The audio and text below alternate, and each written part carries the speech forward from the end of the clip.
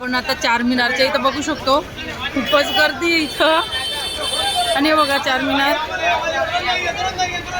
कसं दिसतंय, पण ट्रॅफिक इतकी का पार्किंगला पण जागा अवेलेबल नाही आहे. कारा मला तिकडे पार्क करायला लागली आहे. आणि आता इथं थोडं अंतर 500 मीटरपर्यंत पायी आलो आहे. चारमिनार दिसतंय, आता वर जाऊ तिथं. चारमिनारच्या इथं बघा कसं आलंय. मिनारच्या इथं आलोय, खूपच गर्दी आहे इथं. 3ऱ्या मजल्यावर पायऱ्यांनी चालत जावं लागतं.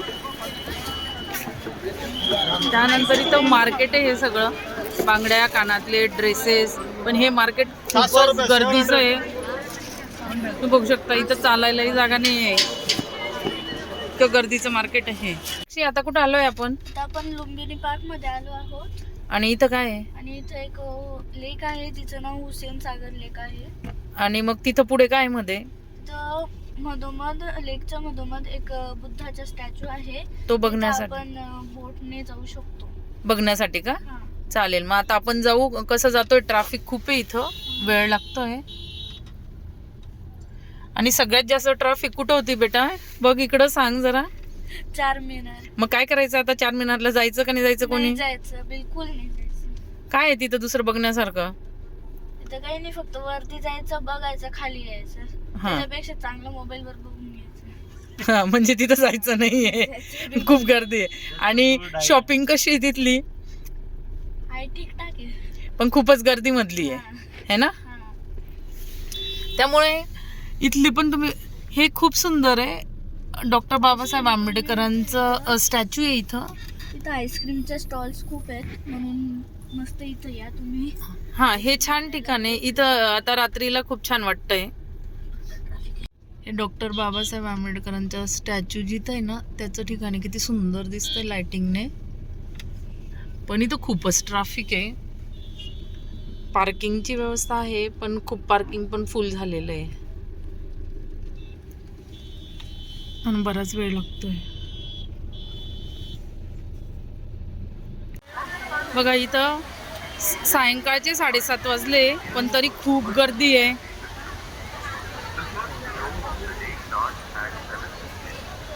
कुठे आलोय सण आता? हे हा, हो, किती छान हे. इथं आता बोटिंगने बुद्धा स्टॅच्यूकडे जाणार आहे, त्याचं तिकीट काढताय. अडल्टसाठी 100 रुपये आणि चिल्ड्रनसाठी 50 रुपये बोटिंगचं तिकीट. आणि ह्या पार्कमध्ये एंट्री तिकीट अडल्टसाठी 20 रुपीज आणि चिल्ड्रनसाठी 10 रुपीजचं आहे. इथंही खूप गर्दी आहे, तिकीटसाठी पण रांग लागलेली आहे. पण हे रात्रीला खूप इथं छान वाटतंय. आता आम्ही स्टॅच्यूला व्हिजिट देण्यासाठी जाणार आहे ना, तर बोटिंगचा वेट करतोय. बघा इथं किती छान दिसतंय, पूर्ण लाइटिंग आहे. ही एक बोट चालली आहे स्टॅच्यूकडे आणि ही एक दुसरी आली आहे परत, त्याच्यातनं लोक उतरत आहेत.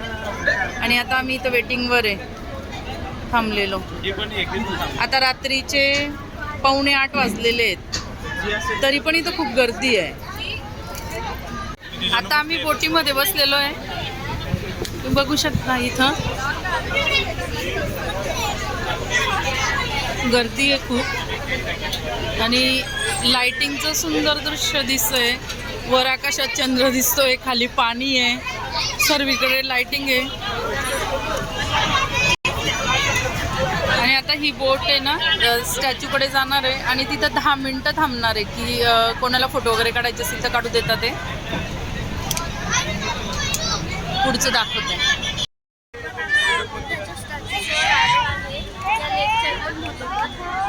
कशाने यावं लागलं आपल्याला? मग कसं वाटलं बोटिंग मध्ये?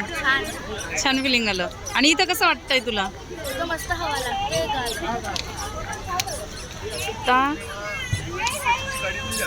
किती सुंदर सौंदर्य दिसतंय इथून, निसर्गाचं पण आणि मानव निर्मित पण.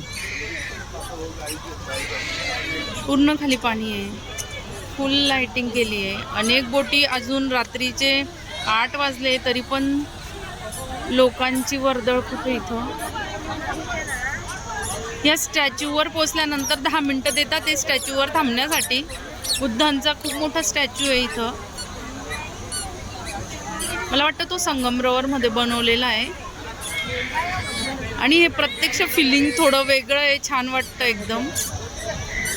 संगमरवर मध्ये काम केलेलं आहे आणि खूप बारीक काम आहे. तर किती सुंदर दिसतं लाइटिंग. आणि याच्यावर पण कोरीव केलेलं आहे बुद्धांच्या मूर्तींचं. इकडे कारंजे.